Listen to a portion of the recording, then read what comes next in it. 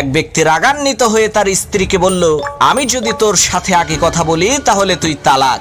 এদিকে স্ত্রীও কম না, সেও বলে উঠল, আমিও যদি তোর সাথে আগে কথা বলি তাহলে আমার এই গোলামটা আজাদ।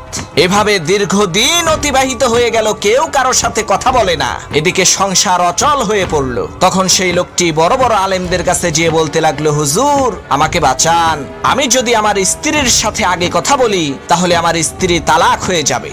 আমি আমার স্ত্রীকে তালাক দিতে চাই না। আবার আমার স্ত্রীও যদি আমার সাথে আগে কথা বলে তাহলে তারও অনেক মূল্যবান একজন গোলাম আজাদ হয়ে যাবে। আমার স্ত্রীও তার মূল্যবান সেই গোলামকে হারাতে চায় না।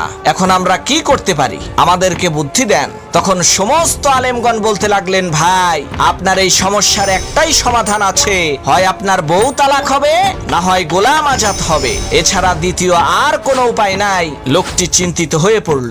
এক পর্যায়ে সেই লোকটি ইমামে আজম ইমাম আবু হানিফা রাহমাতুল্লাহি আলাইহির সাথে দেখা করলো। ইমাম আবু হানিফা রাহমাতুল্লাহি আলাইহি তাকে বললেন, তুমি তোমার স্ত্রীর সাথে আগে কথা বলো, তোমার স্ত্রী তালাক হবে না।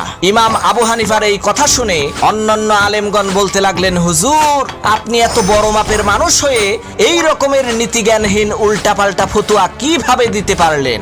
তখন ইমাম আবু হানিফা রাহমাতুল্লাহি আলাইহি বললেন, ভাইয়েরা আমার, আপনারা শোনেন, এই লোকটি যখন তার স্ত্রীকে বলেছে, আমি যদি তোমার সাথে আগে কথা বলি তাহলে তুমি তালাক, লোকটি তখন একেবারে চুপ হয়ে গেছে। আর তখন থেকে এই শর্ত কিন্তু চালু হয়ে গেছে।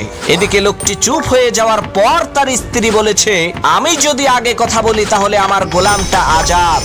ভাইরা আমার, আপনারা কি লক্ষ্য করেছেন, লোকটা চুপ হয়ে যাওয়ার পরেই কিন্তু তার স্ত্রী তার সাথে কথা বলেছে। এর মানে হলো তার স্ত্রীর আগে কথা বলা হয়ে গেছে। এতে করে যে শর্তটা ছিল সেটাও ভেঙে গেছে। এখন যদি এই লোকটি তার স্ত্রীর সাথে কথা বলে তাহলে তার স্ত্রী কোনো ক্রমেই তালাক হবে না।